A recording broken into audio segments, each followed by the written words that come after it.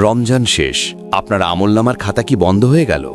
ভেবে দেখুন তো, গত ৩০ দিন আপনি যে চোখের পানি ফেলেছেন, যে সেজদাগুলো দিয়েছেন, সেগুলো কি কবুল হয়েছে, নাকি ধুলোর মতো বাতাসে উড়িয়ে দেয়া হয়েছে? শয়তান এখন মুক্ত। সে আপনার দরজায় দাঁড়িয়ে হাসছে। সে জানে আপনি আবার আগের সেই গুনাহের জীবনে ফিরে যাবেন। কিন্তু যদি আমি আপনাকে বলি, মাত্র ৬টি দিন আপনার পুরো জীবন বদলে দিতে পারে, এমন এক সুযোগ যা হাতছাড়া করা মানে নিজের পায়ে নিজে কুড়াল মারা। আপনি কি তৈরি এই মহা বিস্ময়কর রহস্যটি জানতে? এখনও কি মসজিদের সেই প্রশান্তি অনুভব করেন, নাকি রমজান যাওয়ার সাথে সাথেই হৃদয়ে এক অদ্ভুত শূন্যতা ভর করেছে? আমাদের সমস্যাটা ঠিক এখানেই।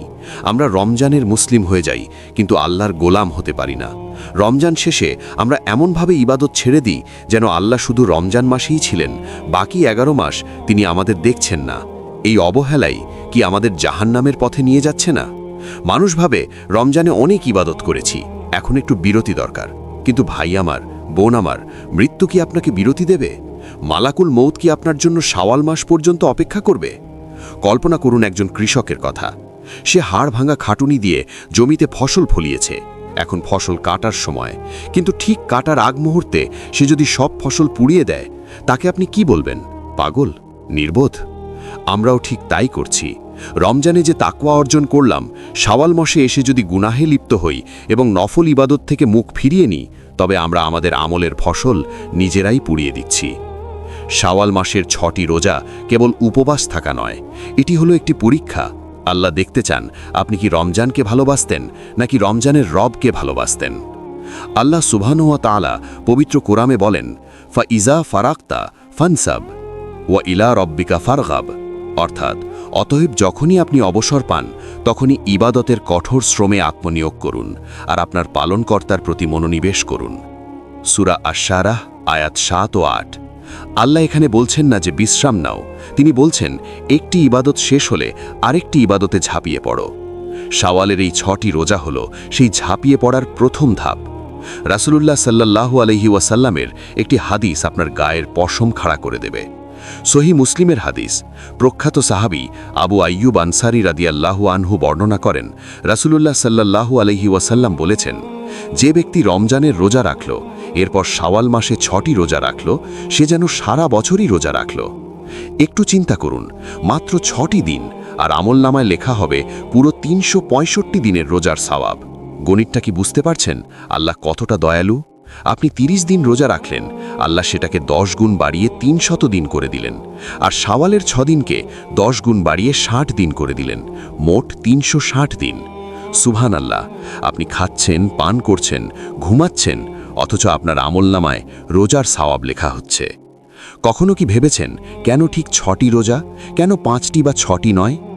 ইমাম ইবনুল কাইয়িম রাহিমাহুল্লাহ বলেছেন, ফরজের পর নফল ইবাদত হলো সেই ক্ষতস্থানের ব্যান্ডেজ বা ড্রেসিংয়ের মতো, যা ফরজের ভুল ত্রুটিগুলোকে ঢেকে দেয়।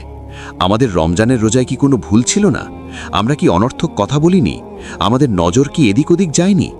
এই ৬টি রোজা হলো আপনার রমজানের রোজার ভুল সংশোধন। এটি আল্লাহর দরবারে একটা সিগন্যাল যে, হে আল্লাহ, আমি আমার সর্বোচ্চ চেষ্টা করেছি। নিজেকে একবার প্রশ্ন করুন তো, আজ যদি আপনার জীবনের শেষ দিন হয়, আপনি কি আল্লাহর সামনে দাঁড়িয়ে বলতে পারবেন যে, হে আল্লাহ, আমি আমার সর্বোচ্চ চেষ্টা করেছি? নাকি আপনার আফসোসের সীমা থাকবে না? শাওয়াল মাস চলে যাচ্ছে, দিনগুলো বালুর মতো হাতের আঙুলের ফাঁক দিয়ে গলে যাচ্ছে। আপনি কি এখনও ভাবছেন কাল থেকে শুরু করব? শয়তানের সবচেয়ে বড় অস্ত্র হলো তাসউইফ বা পরে করব বলে কাজ পিছিয়ে দেওয়া। সে আপনাকে দিয়ে শাওয়াল পার করিয়ে দেবে, আর আপনি ১ বছরের বিশাল সওয়াব থেকে মাহরুম হয়ে যাবেন। এক মুহূর্তের জন্য চোখ বন্ধ করুন। কল্পনা করুন কিয়ামতের সেই বিভীষিকাময় মাঠ। সূর্য মাথার ঠিক ওপরে, মানুষ ঘামের সাগরে হাবুডুবু খাচ্ছে, তৃষ্ণায় বুক ফেটে যাচ্ছে। হঠাৎ দূর থেকে একটা আওয়াজ শোনা যাবে, আইনা সাইমুন, রোজাদাররা কোথায়? জান্নাতের একটি বিশেষ দরজা আছে যার নাম আর রাইয়ান। কেবল রোজাদাররাই সেই দরজা দিয়ে প্রবেশ করবে। কল্পনা করুন আপনি সেই দরজার সামনে দাঁড়িয়ে আছেন, কিন্তু ফেরেশতারা আপনাকে থামিয়ে দিল। তারা বলল, তোমার আমলনামায় তো কিছু ঘাটতি আছে। তখন আপনার অবস্থা কি হবে?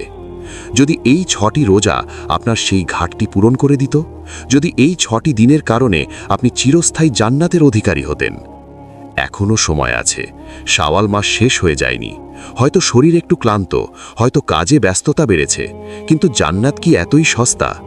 কষ্ট না করলে কেষ্ট মেলে না, আর এটা তো জান্নাতুল ফিরদাউসের কথা।